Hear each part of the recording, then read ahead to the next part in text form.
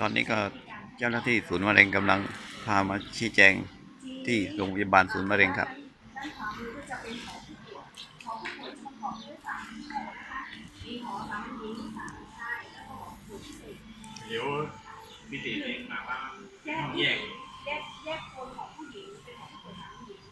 หอผู้ป่วยสามัญชายคือแยกโซนผู้ชายค่ะแล้ว เจ้าหน้าที่ครับบรรยายเกี่ยวกับสถาบันมะเร็งแล้วก็จะแยกโซนอย่างนี้ค่ะคือที่แยกผู้ป่วยมะเร็งผู้หญิงผู้ชายแยกออกเพราะว่าผู้หญิงผู้ชายให้กลุ่มรักบึงขุนทราบเกี่ยวกับสถานที่ของสถาบันมะเร็งครับค่ะก็จะอยู่ทางด้านหลังค่ะ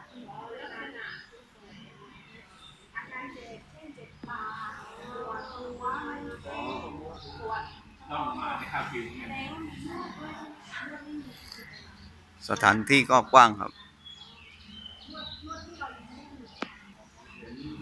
ฝังเข็มได้ด้วยค่ะเปิดบริการเลยค่ะมีการฝังเข็มด้วยครับเจ้าหน้าที่บอกมาจองต้องให้หมอถังวันนี้ค่ะจองคิวตามระบบเลยค่ะเราจะมีระบบเคสเป็นอยู่ที่ในแบบโลกก็จะกดตรงจุดนั้นมีข้อแก้วเช่นถ้าเราปวดบ่าปวดหลังเยอะๆก็จะมีการข้อแก้วด้วยนะคะข้อแก้วเนี่ยร้อนๆแล้วก็ใส่ร้อนในกระปุกที่รับได้แล้วก็ครอบไว้รอบเลยค่ะข้อแก้วไว้จะเป็นเหมือนกลมเล็กๆเนี่ยค่ะเป็นข้อแก้วอันนี้จะเป็นหอผู้ป่วยสามีหญิง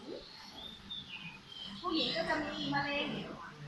ปากมดลูกมะเร็งเต้านมนะคะที่เป็นยอดฮิตอยู่คัดกรองโดยวิธีการตรวจสุขภาพประจำปีการตรวจเร็วไม่เร็วรักษาไปหายค่ะไข้แต่ต้องคัดกรองต้องเขียนมือแต่ครั้งประมาณขึ้นอยู่กับแต่ละชนิดค่ะหนูจะไม่ได้ชัดเจนเกี่ยวกับการตอบคำตอบไม่ได้และแต่คุณหมอต้องศึกษากับคุณหมอค่ะ